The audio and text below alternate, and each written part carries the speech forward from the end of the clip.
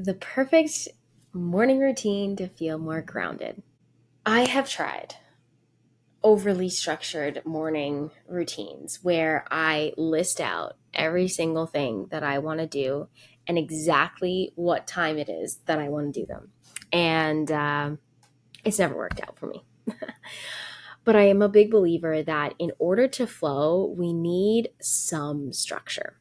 And so here is what has been working for me over the last couple of years is giving myself a time block. And for myself, it often ends up being like a 2 hour time block in the morning. And I allow myself to choose what feels good for me that day and or what I need that day, that morning. And so it'll look like me going to the gym, working out, having a shower, then making myself a cup of cacao and really connecting with the spirit of cacao and my guides, journaling, pulling cards, doing a little work before I start my full-time job, and sometimes just silence. And these are all just the different things that I will do, but it's not happening every single day. These are kind of like my list of things that I pull from. And sometimes all of them happen, and sometimes it's like one or two that happen. And what has just been so powerful for me to really feel grounded and connected to myself is connecting with my guides daily and connecting to my own wisdom, myself. And the way that I look at grounded is simply just being connected to ourselves. And the other day, a friend asked me how I was doing, knowing that I've got a lot of things. If you saw a couple episodes back, you know that I'm juggling a lot right now, from planning a wedding, working full time, growing my business, helping clients, all that fun stuff. There's lots going on. And to say, my response to my friend when he asked was, I'm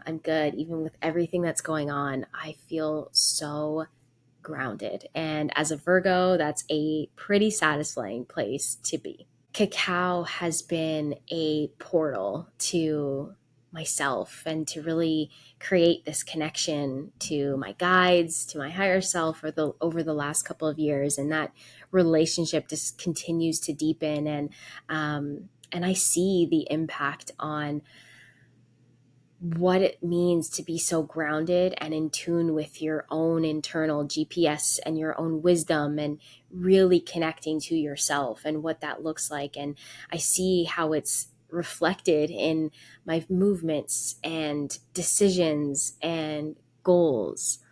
And so if you follow me on Instagram, you will see me with a cup of cacao every single morning.